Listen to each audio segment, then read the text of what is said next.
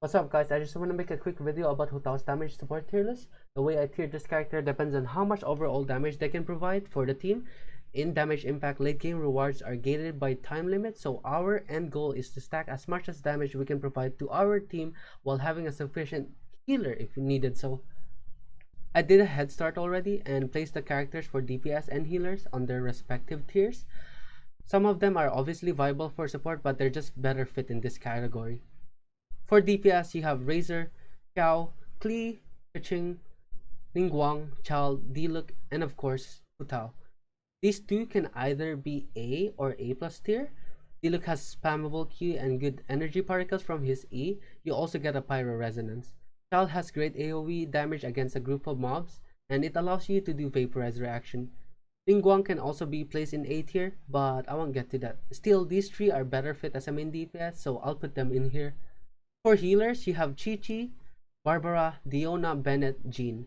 These three can be interchangeable. Diona grants you melt reaction plus stamina reduction, Bennett for massive Q nuke, and Jean for consistent damage due to her Veneer set. I'll skim through the lower tiers and mainly focus on the upper ones. Starting with C tier, you have Noelle, Amber, and Lisa.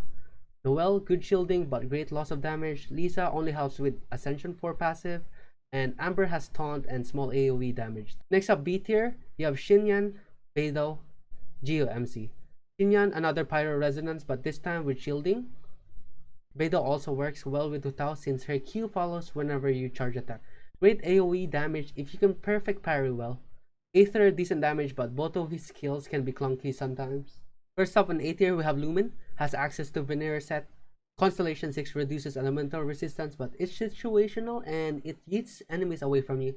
Sucrose also has the access to Veneer set, a little bit of anti-synergy though. Hutao can't reach enemies that are floated by her Q. 80 energy cost for Q, so it's quite difficult to have it up again.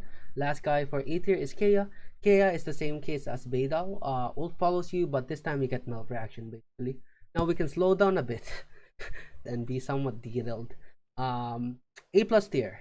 The first candidate is Fischl. He provides constant DPS that lasts forever. Nothing much to say about Fischl. Simply switch to her, press E, then switch back to your other supports or Hutao. 3 damage and it doesn't really whiff. Simple as that. Next up we have Chongyon. I was a little bit skeptical with Chongyon since he's usually an anti-synergy for melee characters due to his E cryo conversion. But for Hutao that isn't the case if you play it properly. Always do Chongyon's E before Hutao's E. That's important. Doing it the other way around will drop your pyro damage bonus on auto attacks. Chongyun's easily apply cryo to opponents with both his E and Q skill, and once majority of the enemies has cryo application, switch back to Hutao for massive AoE Q nuke. That's usually the combo you're looking for since melt and vaporize reactions are broken at this game. Next up we have Albedo. Next up we have Albedo. Similar to Fischl, his E stays on the field every time and can easily be repositioned. Very consistent in providing extra damage due to Hutao's quick auto attacks. Has access to Petra set, so another boost to Hutao's damage. Low cost of Q with decent AoE damage. It's like Fischl Constellation 6 but with AoE instead of single target damage. Next up is Xiangling. Pyro Resonance, Constellation 1 and 6 boost Hutao's pyro damage.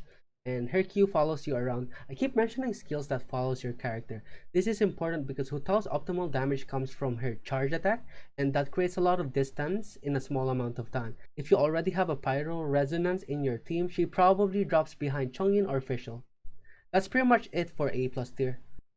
Moving up to S tier, first up is Zhongli. 20% Elemental Shred, additionally you get Q nuke that petrifies enemies for 1 to 2 seconds. The thing about Zhongli is he makes your DPS unscratch, and that can either be good or bad for Hutao, since Hutao unlocks her full damage potential if her HP is equal to or below 50%. Also, you don't need to worry about getting knocked back when you spam charge attacks if Zhongli shield is up. Next up, we have Venti. What a surprise, right? Has access to Veneer set. Venti actually does not complement Hutao's playstyle since both of his skills elevates opponents out of Hutao's reach, but it's Venti, you know. He takes the spotlight, he doesn't need Hutao, he clears enemies by himself. Easily S tier for every support tier list. Next up we have Ganyu. Remember how great Fischl and Albedo is for everlasting skills? Now add Chongyun's cryo application, but instead of a couple of enemies getting cryo aura, everyone gets it. How good is that, huh? That's Ganyu support in a nutshell, basically. If given the right energy recharge, her Q has 100% uptime. They also deal decent damage, and that leaves Hutao to melt opponents that stands in her way. Again, melt and vaporize, they're OP. What is this breeze, man? Next up, we have Mona. Mona has an insane multiplier on her Omen. Pair it with a nuke skill like Hutowski, it can dish out ridiculous amount of damage or even one-shots opponent. She also has Taunt that constantly group and wets opponent. When playing around Mona, the playstyle is a little bit different. Instead of charge spamming your way to victory, your other goal with Mona is to cycle through Mona's burst. Mona and Hutao burst really complements each other. It's a one-time nuke amplified by a one-time buff, if that makes sense. Question mark, question mark, question mark. Moving on, we have the final candidate for our S tier, and that is Ayaka Kamisado. I'm kidding. I made the same joke in keqing's tier list, so please don't hate me. I'm just a massive sim. Just a massive sim here, you know.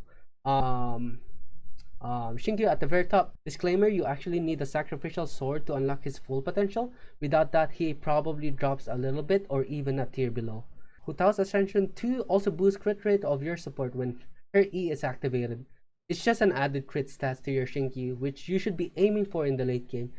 Shinkyu's Q follows you around. Like I mentioned, Hutao's can be very mobile, so that helps. And lastly, the access to Vaporize reaction. That's all I have to say for Shinkyu. Overall, just a very strong 4-star unit. And that's it for my Hutao damage tier list. Hope this helped some of you, and that's pretty much it. Bye.